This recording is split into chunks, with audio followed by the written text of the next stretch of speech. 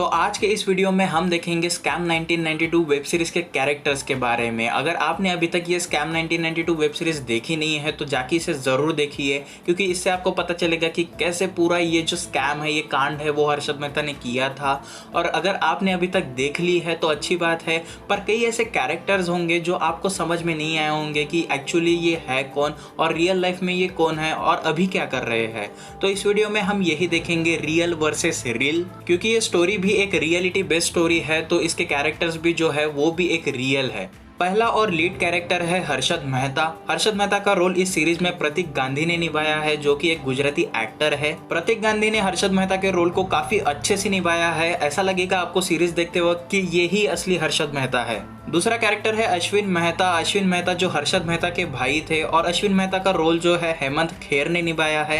अगर आपने सीरीज देखी होगी तो आपको पता होगा कि हर्षद मेहता और अश्विन मेहता दोनों ये बिजनेस शुरू करते हैं, और अश्विन मेहता जब हर्षद मेहता इन केसेस में फंस जाते हैं तब लॉ की स्टडी करते हैं और तभी से ही लॉयर के पेशे में जाते हैं, और आज 2020 में भी वो एक रेप्यूटेड लॉयर है। तीसरा रियल लाइफ कैरेक्टर है वो है सुचेता दलाल का। सुचेता दलाल का रोल श्रेया धनुवंतरी ने निभाया है, काफी खूबसूरती से निभाया है, और इनका भी रियल नेम ही यूज किया है। तब Sucheta Dalal Times of India में काम करती थी as a journalist. Sucheta Dalal newspaper में भी आर्टिकल लिखा करती थी, और इसी आर्टिकल के वजह से ये पता चला कि हर्षद मेहता जो है वो स्कैम कर रहे हैं, और पूरे देश को इसकी खबर तभी से हुई थी। ऐसा कहा जाता है या फिर सीरीज में भी दिखाया गया है कि अगर सुचेता दलाल नहीं होती तो ये स्कैम भी कभी आगे नहीं आता, और इतने बड़े फाइनेंशियल स्कैम को आगे लाने के लिए सुचेता दलाल को पद्मश्री अवार्ड मिला है। और बात करें अगर प्रेजेंटली, तो प्रेजेंटली मनी लाइफ मैगजीन के लिए सुचेता दलाल लिखती है, जो कि उनके हस्बैंड की ही मैगजीन है। चौथा है देवाशीष बासु,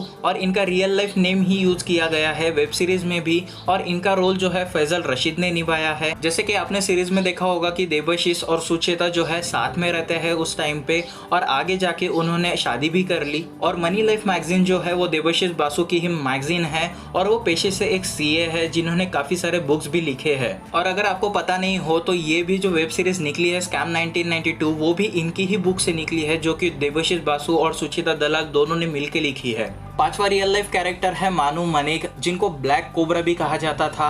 आपने देखा होगा सीरीज में कि जब तक हर्षद मेहता ने एंट्री नहीं ली थी स्टॉक मार्केट में, तब तक मानू मनिक का पूरा कंट्रोल हुआ करता था बीएसई पे।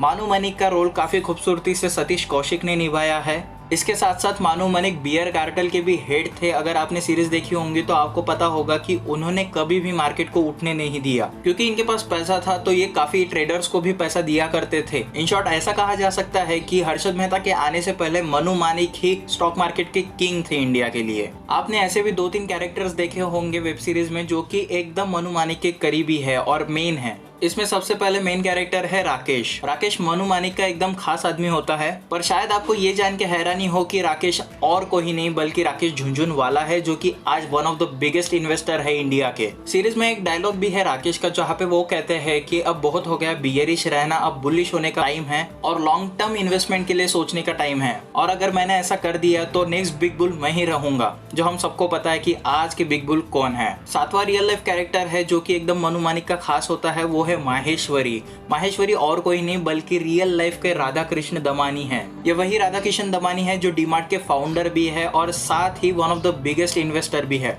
सीरीज में आपने देखा होगा कि माहेश्वरी का डायलॉग है कि अगर हर्षद मेहता और कुछ टाइम के लिए बुलिश रहता है तो मुझे कटोरा लेके सड़क पे आ जाना होगा, और उस टाइम पे सही में उनकी हालत इतनी खराब हो गई थी। पर हर्षद मेहता ज्यादा टाइम तक बुलिश रह नहीं पाए और राधा किशन दमानी बच गए। प्रणव सेठ का जो कैरेक्टर था वो और कोई नहीं बल्कि केतन पारेख है। भले ये हर्षद मेहता के साथ रहते थे, बट स्कैम 1992 में ऐसा कोई एविडेंस नहीं मिला कि ये भी इन्वॉल्व थे, पर ये 2008 में ही केतन पारेख 2008 स्कैम में फंस गए। अगला कैरेक्टर है स्वामी जी, जो कि एक रियल लाइफ कैरेक्टर है जिनका असली नाम चंद्र स्वामी है। सीरीज में आपने देखा होगा कि हर्षद मेहता काफी एडवाइसेस जो है स्वामी जी से लेते रहते हैं, और बताया जाता है कि चंद्र स्वामी उस टाइम के इतने बड़े गुरु थे कि पीएम नरसिम्हा राव भी उनसे एडवाइसेस लिया करते थे। वो काफी हद तक पॉलिटिक्स में इन्वॉल्व थे।